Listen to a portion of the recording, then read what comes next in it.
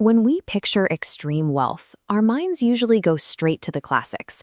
We imagine the interior of Fort Knox stacked with solid gold bars, or heavy bricks of pristine platinum. We prize these metals because they offer something highly reliable. They have an unmistakable aesthetic shine. They possess physical properties useful for heavy industry, and they are completely permanent. A gold bar will sit in a vault for 10,000 years without changing. The absolute most expensive substance on Earth discards every single one of those criteria. It is impossible to weigh on a standard scale or secure inside a traditional safe. This is a vintage periodic table, and down here at atomic number 87 sits the true record holder, Francium. Extreme value on this scale exists solely as a fleeting scientific anomaly. To purchase just a single gram of this element, you would need to spend $1 billion.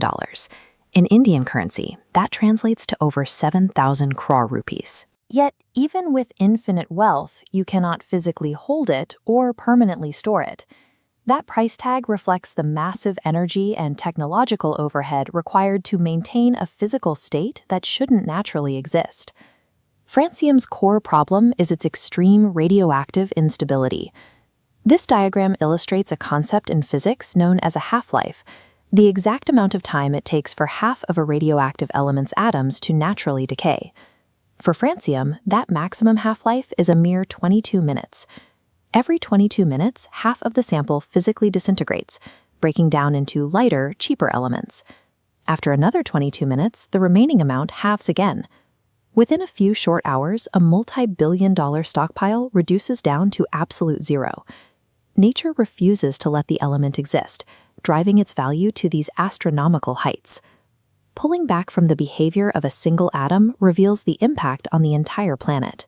Elements like iron and silver have had millions of years to accumulate in deep underground veins. Francium's short lifespan prevents any kind of geological buildup.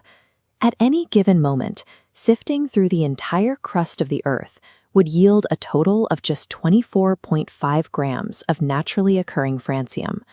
Commercial mining or natural extraction remains a physical impossibility because the element is deleted as quickly as it forms.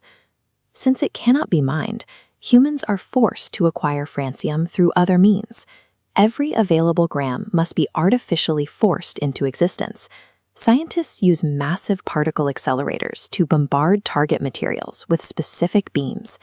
These laboratories require enormous amounts of electrical power and complex industrial machinery just to synthesize a microscopic cluster of atoms.